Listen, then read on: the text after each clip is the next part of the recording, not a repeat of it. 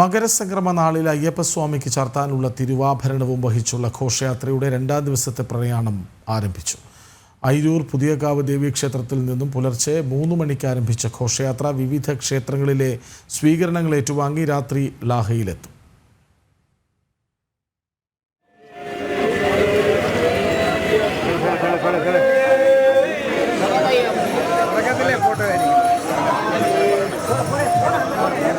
സ്വാമിയെ ശരണം, അയ്യപ്പ ശരണം വിളികൾ മാത്രം മുഴങ്ങി ശരണപാത. എങ്ങും തിങ്ങി നിറഞ്ഞ ഭക്തർ.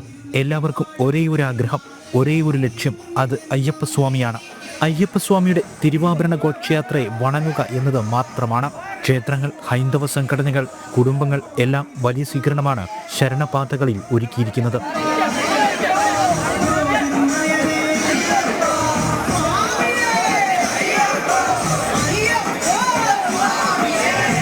ഘോഷയാത്രയെ അനുഗമിച്ച് ഭക്തജനങ്ങളും ശബരിമല തീർത്ഥാടകരും മുടങ്ങാതെ തിരുവാഭരണ ഘോഷയാത്രയ്ക്കൊപ്പം ചേരുന്ന അയ്യപ്പന്മാരുണ്ട്.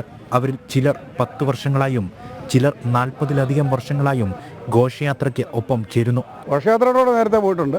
അല്ല, ഇതിൽ അംഗമായതിനു ശേഷം 43-ാമത്തെ വർഷമാണ്. പോകുന്നതെന്ന് വെച്ച് കഴിഞ്ഞാൽ അന്നത്തെ മാതിരിയുള്ള തിരക്ക് അന്ന് ഇതുപോലെ തിരക്കില്ല. ഞാൻ പോകുന്ന തുടക്കത്തിലൊന്നും അന്ന് ഞങ്ങൾ 10-11 പേരേ ഉള്ളൂ. ഇപ്പോഴേ 26-30 പേരൊക്കെ ആയത്. ഇപ്പം തിരക്ക് കൂടി, അങ്ങനെയുള്ള ബുദ്ധിമുട്ടുണ്ട്. ഇന്ന് രാത്രി 8 മണിയോടെ ലാഹ വനം വകുപ്പ് സത്രത്തിൽ ഘോഷയാത്ര എത്തിച്ചേരും. രാത്രി ഇവിടെ തങ്ങി നാളെ പുലർച്ചെ 2 മണിക്ക് ഘോഷയാത്ര 3ാം ദിവസത്തെ പ്രയാണം തുടങ്ങും. കാനനപാതയിലൂടെ സഞ്ചരിച്ച് രാവിലെ 9 മണിക്ക് നിലക്കൽ ക്ഷേത്രത്തിലെത്തും. അട്ടത്തോട് വഴി വീണ്ടും കാനനപാതയിലേക്ക് പ്രവേശിക്കുന്ന ഘോഷയാത്ര വൈകിട്ട് 5:30യോടെ ശരംകുത്തിയിലെത്തും. ഇവിടെ ദേവസ്വം ഉദ്യോഗസ്ഥരുടെ ആചാരപരമായ സ്വീകരണം. സന്നിധാനത്ത് ഘോഷയാത്ര എത്തുമ്പോൾ തന്ത്രിയും മേൽശാന്തിയും ചേർന്ന് തിരുവാഭരണം ഏറ്റുവാങ്ങി അയ്യപ്പസ്വാമിക്ക് ചാർത്തി ദീപാരാധന.